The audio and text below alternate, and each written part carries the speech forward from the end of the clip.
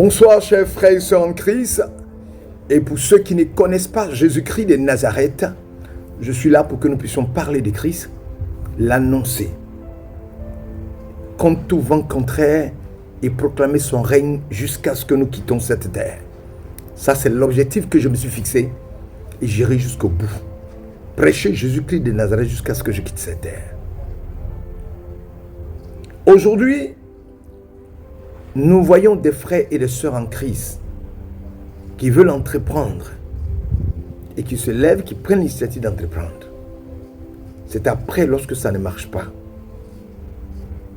et que l'entreprise périclite, c'est là qu'on se rappelle qu'il y a Dieu et on revient vers lui pour lui demander d'intervenir. Et c'est sur cet aspect de la vie des enfants de Dieu que je viens prêcher ce soir. Que l'Éternel vous bénisse en vos rangs grades et qualités. Prions le Seigneur. Notre Père et notre Dieu, créateur du ciel et de la terre. Tu es le créateur du ciel et de la terre, donc tu es l'alpha et l'oméga. Tu es le commencement et la fin. Donc tout ce que nous devons entreprendre, nous devons l'entreprendre en t'appelant, en te consultant. Les gens du monde qui sont dans le mysticisme, avant d'entreprendre quoi que ce soit, vont construire le marabout, vont construire le mystique. Mais nous les chrétiens, nous nous levons, nous faisons ce que nous voulons. Et quand tout périclite, nous revenons vers le Seigneur pour demander que l'Éternel puisse parachever ce que nous avons commencé. Alors qu'au départ, nous ne l'avons pas appelé. Toi qui es le Dieu Tout-Puissant, ce soir, nous venons à toi pour échanger afin que tu nous inspires, pour édifier les frères en Christ et nous édifier nous-mêmes dans le nom puissant de Jésus. Alléluia. Amen. Voilà. Michael Bogu, votre serviteur, là pour prêcher l'évangile, annoncer Jésus-Christ de Nazareth. Jésus-Christ de Nazareth mort, crucifié d'abord. Jésus-Christ de Nazareth mort. Jésus-Christ de Nazareth enseveli. Jésus-Christ de Nazareth ressuscité. Jésus-Christ de Nazareth monté au ciel de gloire.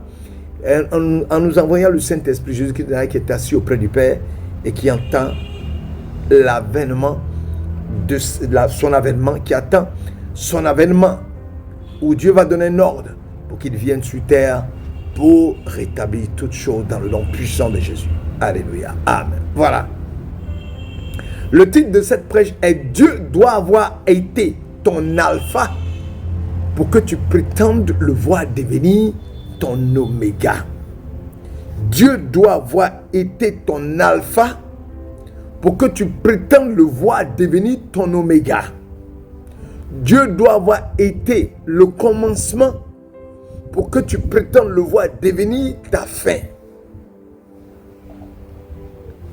Nous prenons un passage biblique de Apocalypse chapitre 1 verset 8 qui dit « Je suis l'alpha et l'oméga, dit le Seigneur Dieu, celui qui est, qui était et qui vient, le Tout-Puissant. »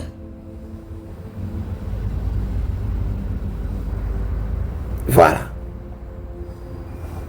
Il y a une vérité que nous ne devons jamais, jamais oublier. Au commencement, Dieu. Au commencement de l'église, Dieu.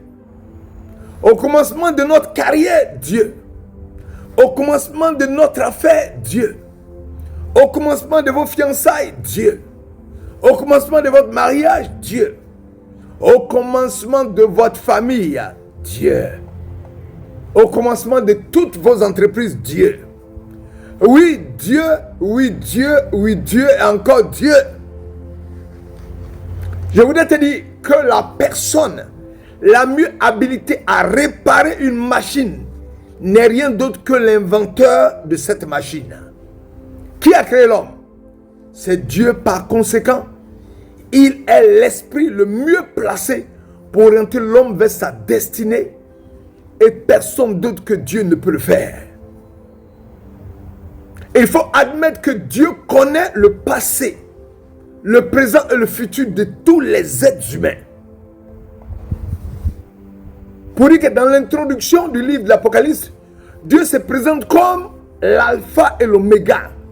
Il ne dit pas je suis alpha, je suis oméga. Il dit je suis l'alpha et l'oméga. Selon Apocalypse chapitre 1 verset 8. Je suis l'alpha et l'oméga, dit le Seigneur Dieu, celui qui est, qui était et qui vient, le Tout-Puissant. Tandis que dans le résumé de la fin de l'Apocalypse, Christ se décrit avec les mêmes thèmes, c'est-à-dire, dans l'Apocalypse chapitre 1 verset 8, c'est Dieu qui parle. Dans Apocalypse chapitre 22, verset 13, c'est Jésus qui parle. Il dit, je suis l'alpha et l'oméga, le premier et le dernier, le commencement et la fin.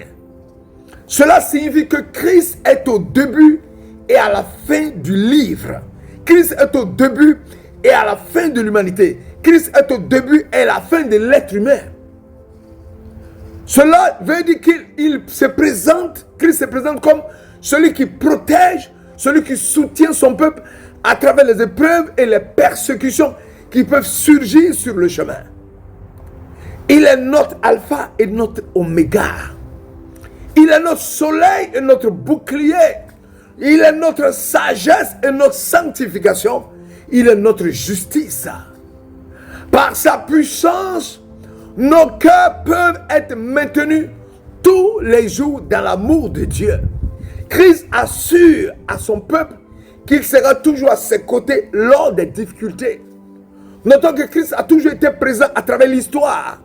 Christ se présente comme l'alpha et l'oméga parce qu'il désire mettre dans le cœur de son peuple l'assurance qu'il est le libérateur de tous les drames de son peuple dans le passé, dans le présent et dans le futur. Pourquoi? Parce que la Bible déclare dans Jean chapitre 1, verset 1 à 5, au commencement était la parole, et la parole était avec Dieu, et la parole était Dieu. Elle était au commencement avec Dieu, toutes choses ont été faites par elle, rien de ce qui a été fait n'a été fait sans elle. En elle était la vie, et la vie était la lumière des hommes. Oui, les Saintes Écritures dans le livre de Jean déclarent que Dieu est bien au commencement de toutes choses, même si Dieu lui-même n'a pas de commencement d'existence. Il est au commencement de notre vie, parce que nous avons été créés par lui, mais lui n'a pas de commencement. Le livre de la Genèse commence par la phrase « Au commencement, Dieu créa le ciel et la terre ». Cette affirmation fondamentale et universelle montre que Dieu est à l'origine de toute exigence, et l'évangile de Jean confirme cela en déclarant dans Jean chapitre 1 verset 1 à 2, au commencement était la parole, et la parole était avec Dieu, et la parole était Dieu, elle était au commencement avec Dieu. En d'autres termes, la Bible présente Dieu comme la source première, le créateur de tout ce qui existe, tant sur le plan physique, tant dans le monde physique que dans le monde spirituel. Cette idée est fondamentale pour la foi chrétienne et est réaffirmée tout au long des Écritures. Pour dire que si Dieu ne commence pas une chose dans votre vie, vous ne pouvez pas l'appeler à la dernière heure afin qu'il vienne être votre défenseur au moment où cette activité que vous avez commencée périclite. Vous ne pouvez pas l'appeler pour venir au moment où l'activité périclite, ou le moment où vous faites échec. Dieu ne viendra pas défendre quelque chose que vous avez entrepris sans lui. Vous avez entrepris cette chose sans lui. Dieu doit avoir été ton alpha pour prétendre le voir devenir ton oméga. Voilà. Vous ne pouvez pas avoir organisé votre fête seul, comptant sur votre propre force. Et lorsque vous êtes au milieu de la fête et vous voyez que la fête tourne au vinaigre, appelez Dieu. Dieu n'est pas notre petit ami. Nous sommes son peuple, il est notre Dieu. Dieu ne fonctionne pas comme ça. Vous ne pouvez pas ne pas l'avoir consulté avant de faire quelque chose, avant de monter une affaire et aller se cogner la tête au mur. C'est alors que, comme par enchantement, vous vous souvenez qu'il y a un Dieu qui existe, qu'il faut consulter et vous lui demandez de continuer avec vous. Dieu veut commencer quelque chose avec toi dès le début afin qu'il te parle et t'indique la voie à suivre lorsque tu auras des complications. Selon le psaume 32, verset 8 dit, je t'instruirai, je te montrerai la voie que tu dois suivre, je te conseillerai, j'aurai le regard sur toi. Le verset exprime la promesse de Dieu de guider, de conseiller celui qui se tourne vers lui avec un cœur sincère. Voici une explication plus détaillée, rendons le texte plus simple. Je vais t'enseigner, t'indiquer le chemin à suivre. Dis le Seigneur, je vais te donner un conseil. Je garde les yeux fixés sur toi. Je t'instruirai et je te montrerai le chemin que tu dois suivre. Dieu offre son enseignement, sa direction pour aider l'enfant de Dieu à comprendre sa volonté et à vivre une vie juste. Je te conseillerai. Dieu promet de prodiguer des conseils avisés et de soutenir la personne dans ses décisions. Et mes yeux seront sur toi. Dieu suivait attentivement la personne, témoignant de son amour et de sa protection constante. Voilà ce que Dieu est capable de faire En résumé, le psaume 32, verset 8, est une promesse d'orientation divine pour ceux qui cherchent la sagesse et la voix de Dieu. D'abord, il met l'accent sur la confiance en Dieu et la reconnaissance de sa présence constante dans la vie de la personne qui se tourne vers lui. Tourne-toi vers l'Éternel au début pour que lorsque ça périclite, tu l'appelles et qu'il vienne pour t'aider à aller jusqu'au bout. Parce que ce que Dieu commence, il achève toujours. Soyez bénis à vos rangs de qualité et à demain pour continuer à prêcher encore. Alléluia.